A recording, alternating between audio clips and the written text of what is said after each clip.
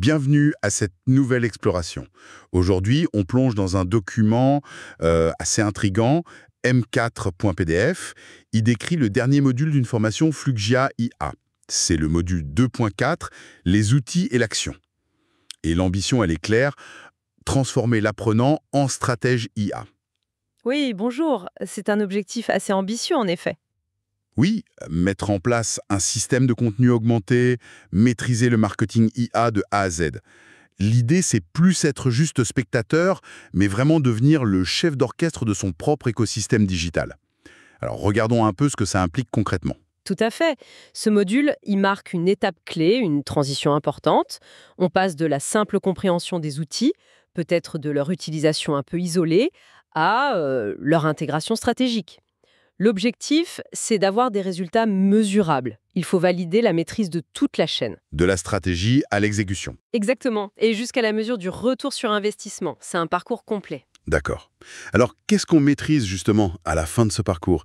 Le document parle de plusieurs choses. Comprendre le nouveau rôle du dirigeant IA, ça c'est intéressant. Maîtriser les outils IA pour créer du contenu, mettre en place des automatisations, un tableau de bord de performance, ça a l'air d'être une méthode assez complète et reproductible. Oui, et ce qui est vraiment central, le document insiste là-dessus, c'est cette notion de système de contenu IA complet. C'est pas juste une liste d'outils, c'est vraiment une chaîne connectée. Le document la présente en 4 étapes. Idée, production, diffusion et mesure. D'accord. Alors, décortiquons cette chaîne IE. Pour les idées, on parle de ChatGPT. Pour le brainstorming, ok, mais aussi pour prioriser les sujets. Des sujets à fort impact, alignés sur la stratégie business. Comment on s'assure que cet alignement est bien réel, que ce n'est pas juste une interprétation de l'IA? C'est une excellente question. L'IA, elle peut suggérer des sujets tendances ou liés à des mots-clés, c'est vrai.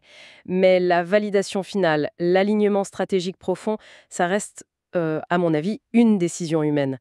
L'IA aide, elle accélère, mais le jugement sur ce qui sert vraiment les objectifs à long terme de l'entreprise, ça, c'est le rôle du stratège. Je vois. Le risque, sinon, c'est de tomber dans une optimisation un peu court terme, basée sur des maîtrises immédiates, et de perdre la vision d'ensemble. D'accord. L'IA propose, l'humain garde le cap stratégique. Logique. Passons à la production. Là, la promesse, elle est forte. Générer texte, visuel, même vidéo en quelques minutes avec l'IA, tout en gardant, et c'est important, la cohérence éditoriale, la fidélité à l'image. Quelques minutes, ça paraît presque trop beau. Est-ce que c'est réaliste sans sacrifier la qualité, l'authenticité? Alors, quelques minutes, c'est sans doute une formulation un peu marketing, forcément attractive. La réalité, elle est sûrement plus nuancée. Oui, la génération brute peut être très rapide. Mais pour avoir un résultat vraiment quali, aligné sur une image de marque précise, avec une voix authentique, il faut du temps. Du temps en amont pour bien prompter, pour définir des bits de style précis pour l'IA. Et surtout, il faut garder une étape de validation, d'affinage humain. Ah oui. L'IA fait peut-être 80%, mais les 20% qui font la différence, la nuance, l'émotion, l'ajustement fin, ça reste souvent humain. La cohérence, elle ne vient pas toute seule, elle se pilote. D'accord. Donc un gain de temps certain, mais pas magique. L'effort humain se déplace plus vers le pilotage, la personnalisation. Ça se tient. Ensuite, la diffusion. Là, c'est l'automatisation qui prend le relais. On parle d'outils comme Make ou Zapier pour publier selon un calendrier lui aussi piloté par l'IA.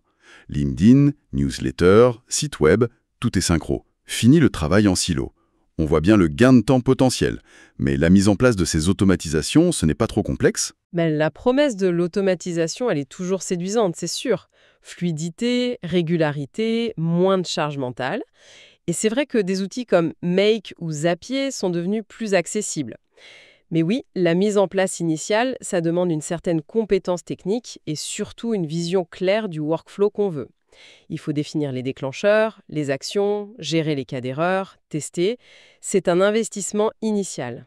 Un investissement en temps, j'imagine. Oui, et il faut aussi penser à la maintenance. Les API changent, des bugs peuvent arriver.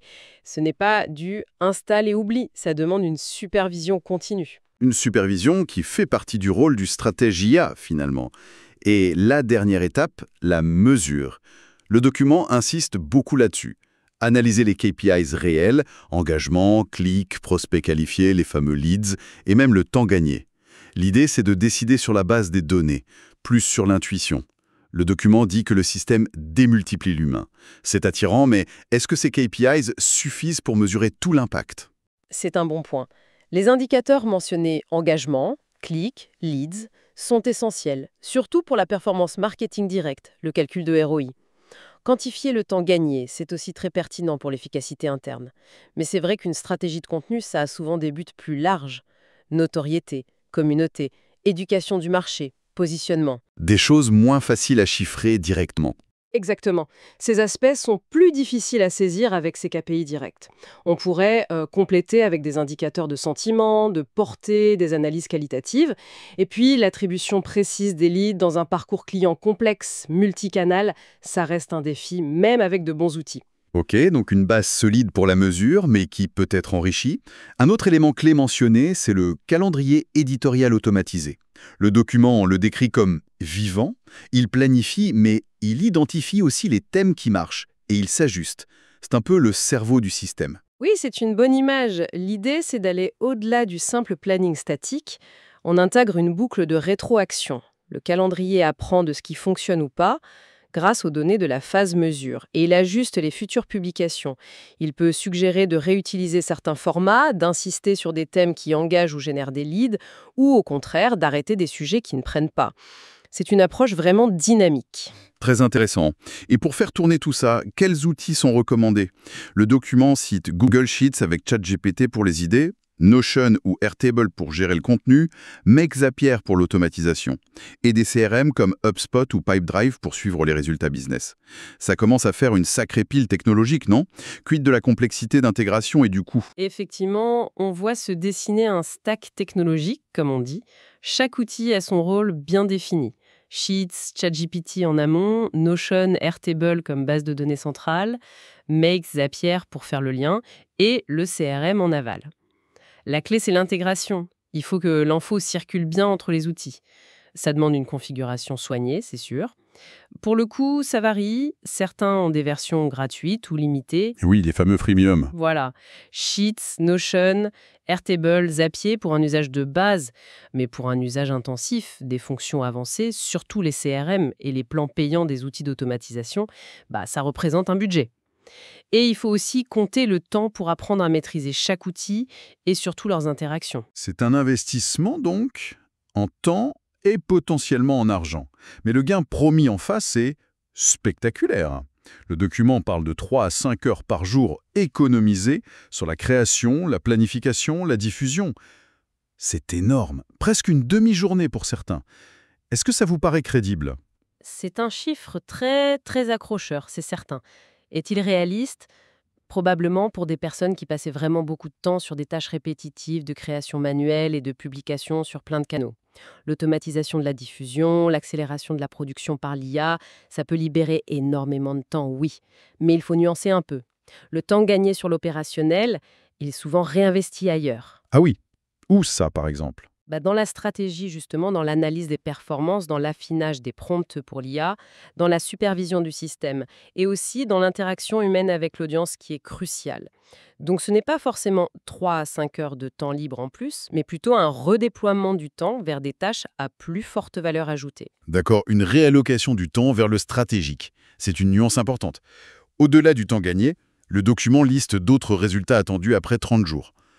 Plus 100 à plus 300% d'engagement sur LinkedIn, unification du message, plus 20 à plus 40% de leads qualifiés. Et même moins 50% de stress lié à la communication email. Ces chiffres sont très précis. Oui, la précision de ces chiffres est toujours à prendre avec un peu de recul, bien sûr, hein. Les résultats dépendent tellement du marché, de la qualité d'exécution, de l'audience. Mais la logique derrière, elle se tient. Un système cohérent, automatisé, ça permet une présence plus régulière, plus pro.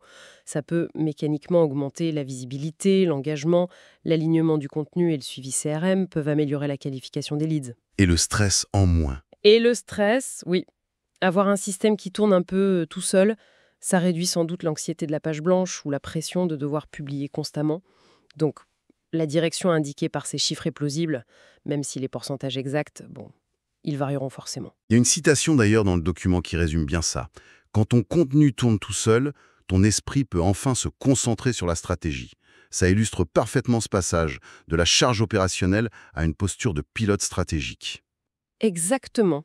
C'est vraiment le cœur du changement proposé. Transformer la gestion de contenu, qui est souvent vue comme une corvée, en un actif stratégique qui travaille pour vous.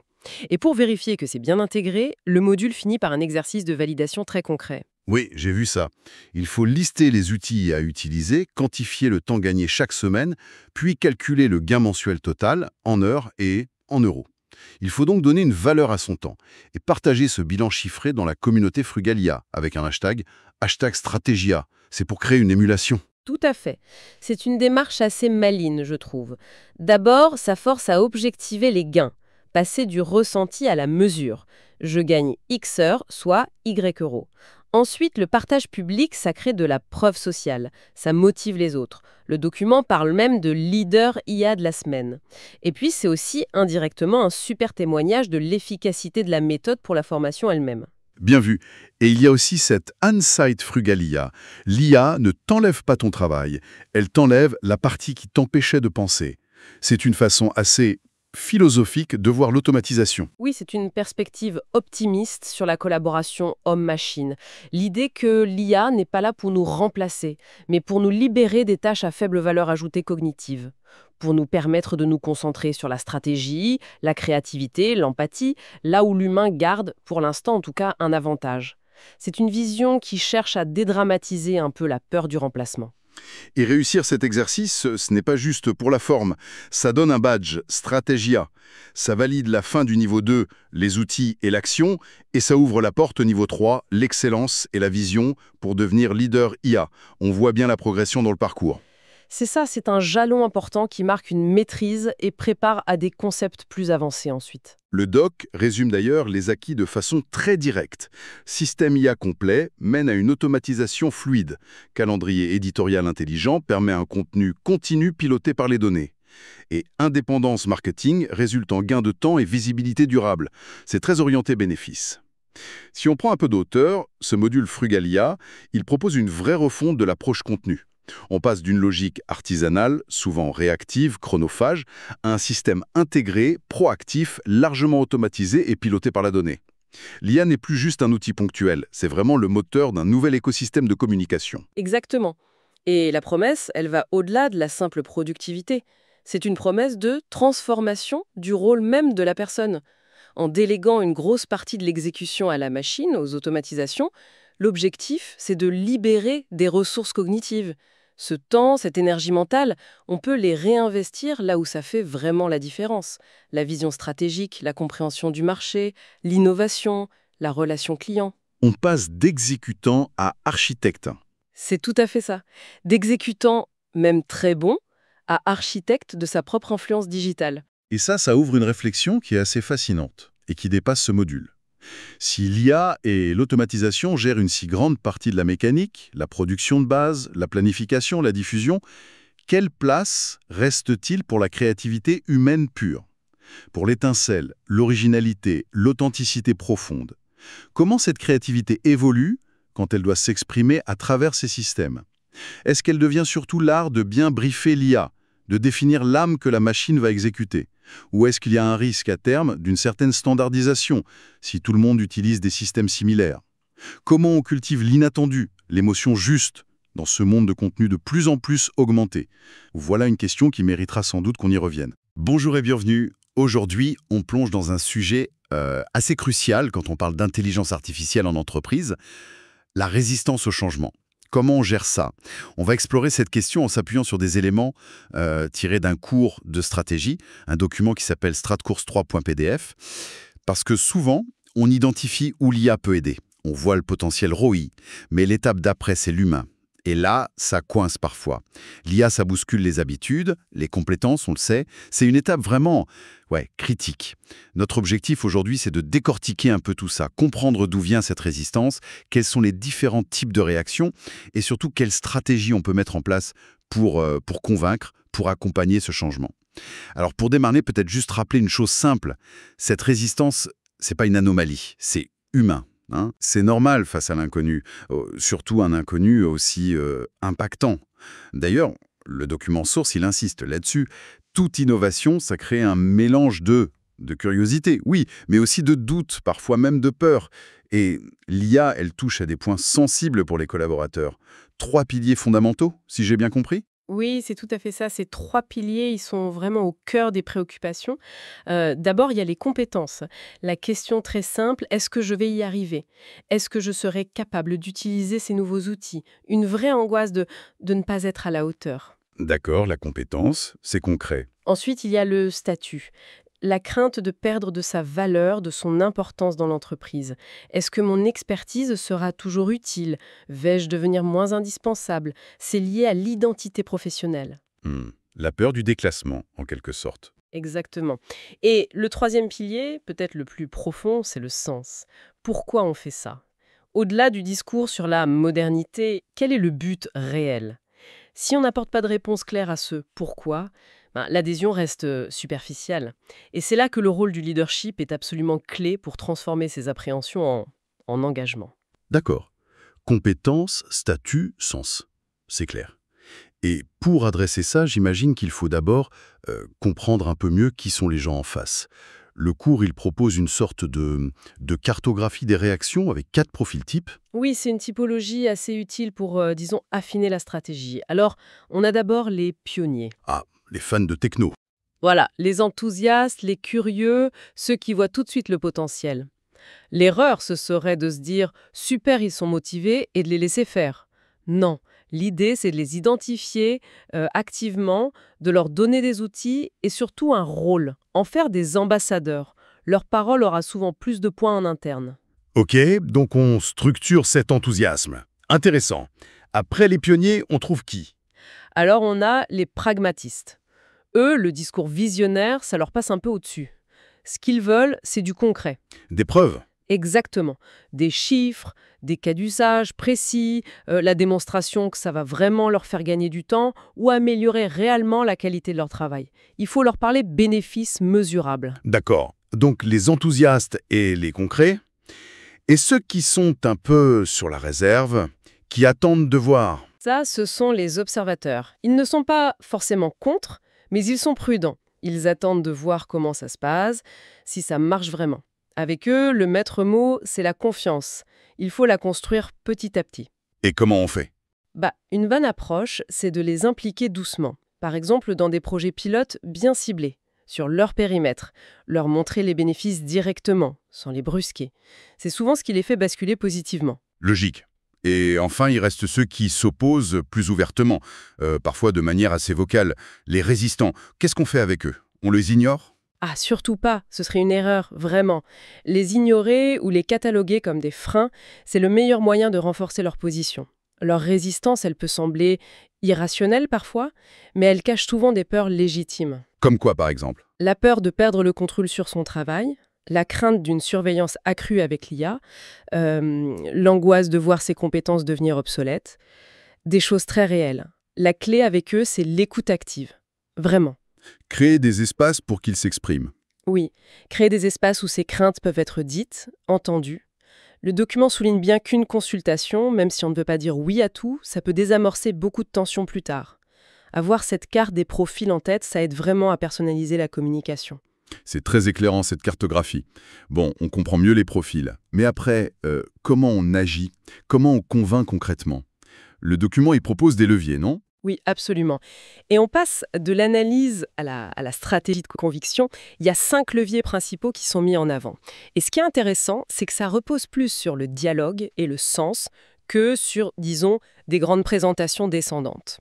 Le premier levier, c'est le sens. Le fameux « pourquoi ?» on y revient. Toujours. Expliquer pourquoi on introduit l'IA. Pas juste parce que c'est l'avenir ou pour faire comme le voisin. Non, c'est une réponse à quel problème métier? Ça sert à quel objectif stratégique précis? L'exemple donné est parlant. On ne met pas un outil d'automatisation pour le fun, mais pour libérer X heures aux commerciaux, pour qu'ils soient plus sur le terrain. Ça, c'est du sens concret. Oui, c'est tout de suite plus mobilisateur. Deuxième levier, Le gain individuel, c'est le «What's in it for me», c'est ça? C'est exactement ça, et c'est souvent le grand oublié. Ok, c'est bien pour l'entreprise, mais moi, personnellement, qu'est-ce que j'y gagne? Il faut rendre ce bénéfice visible, tangible. Moins de tâches pénibles, plus de temps pour des choses intéressantes. Voilà. Moins de stress, une nouvelle compétence valorisante, plus d'autonomie. Si ce gain perso n'est pas clair, l'adhésion restera intellectuelle, pas émotionnelle. Ce qui nous amène logiquement au troisième levier, l'exemplarité. Si les chefs en parlent mais ne touchent pas aux outils, Ça ne marche pas. c'est rédhibitoire. Le changement doit être visible au sommet, mais aussi, et c'est crucial, chez les managers de proximité. Voir son N+1 utiliser l'outil, montrer concrètement comment ça l'aide et même partager ses propres galères d'apprentissage. Ah oui, l'authenticité de l'exemple. Exactement. Ça a un impact énorme, bien plus qu'un email de la direction. D'accord. Sens, gain individuel, exemplarité. Le quatrième levier, c'est la pédagogie. Là, on est dans l'accompagnement pratique. Oui, c'est la réponse directe à l'angoisse sur les compétences qu'on évoquait au début. Il suffit pas de dire « utiliser l'IA », il faut donner les moyens. Des formations, oui, mais pas n'importe lesquelles. Ciblé. Oui, ciblées sur les métiers, pratiques, avec des ateliers, du learning by doing, peut-être du tutorat pour les fameux pionniers. L'objectif, c'est de construire la confiance par la compétence. Quand on se sent moins démuni face à un outil, on en a moins peur. C'est simple, mais fondamental. Et le cinquième et dernier levier, qui pourrait sembler un peu accessoire, mais apparemment non, la valorisation. C'est quoi l'idée? L'idée, c'est de créer une boucle vertueuse, de célébrer les réussites, même les petites au début. Communiquer sur les pilotes qui fonctionnent, mettre en avant les équipes qui se lancent, partager les bénéfices concrets obtenus. Grâce à l'IA, on a réduit le temps de traitement de X% sur tel processus. Ça rend le progrès visible. Exactement. Ça récompense l'effort, ça montre que c'est possible et ça construit une culture où l'innovation est vue positivement. Chaque succès partagé, c'est un argument de plus pour convaincre les observateurs, voire certains résistants. Très bien. Ces 5 leviers, ça donne une bonne boîte à outils pour agir sur les mentalités. Mais comment on met tout ça en musique, sur la durée? Il faut un plan d'action, une méthode, j'imagine. Oui, parce que c'est un processus long. Le document propose justement une démarche structurée en 5 étapes pour passer de ces leviers à un vrai plan d'accompagnement. Et la première étape, elle est intéressante, évaluer la maturité culturelle de l'entreprise. C'est-à-dire? Savoir si on est déjà une boîte geek ou pas. Un peu, mais c'est plus profond que ça. Est-ce que c'est une culture qui encourage l'expérimentation, qui accepte l'erreur? Ou est-ce qu'on est dans une culture très contrôlante, où le changement fait peur? Comment se sont passées les transformations précédentes? Ce diagnostic initial, il est essentiel. Pourquoi? Parce qu'il va conditionner le rythme possible du déploiement et l'intensité de l'accompagnement nécessaire. On ne va pas déployer l'IA de la même façon dans une vieille institution et dans une start-up, c'est évident. Logique. Donc, on évalue la culture. Étape 2, identifier les relais internes. On en revient aux pionniers et aux ambassadeurs. Tout à fait. Les repérer, oui, les technophiles, mais pas seulement. Aussi ceux qui ont de l'influence informelle, qui sont écoutés dans les équipes. Et ensuite, leur donner les moyens. Du temps, un accès privilégié aux infos, aux outils, peut-être une formation spécifique pour eux, et surtout une reconnaissance, une visibilité. Ils deviennent les traducteurs du projet sur le terrain. D'accord, on arme ses alliés.